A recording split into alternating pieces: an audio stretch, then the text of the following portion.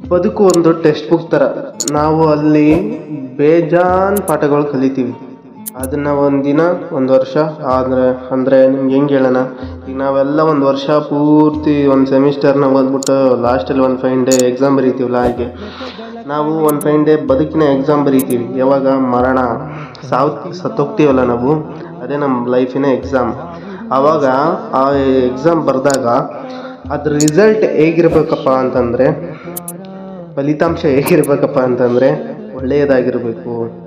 ಅದು ಇನ್ನೊಬ್ಬರಿಗೆ ಮಾದರಿಯಾಗಿರಬೇಕು.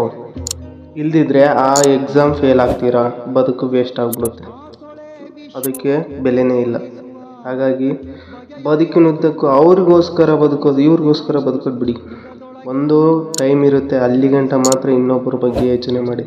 ಅದಾದಮೇಲೆ ನಮ್ಮ ಬಗ್ಗೆ ನಾವು ಯೋಚನೆ ಮಾಡಬೇಕು. ಅದಾದಮೇಲೆ ಈ ಎಕ್ಸಾಮ್ ಬರೀಬೇಕು. ಆ ಎಕ್ಸಾಮ್ ರಿಸಲ್ಟ್ ಪಕ್ಕಾ ಒಳ್ಳೆಯದೇ ಆಗಿರುತ್ತೆ. ಈ ರೀತಿ ಬದುಕಿದರೆ ಮಾತ್ರ. Subscribe with notifications on.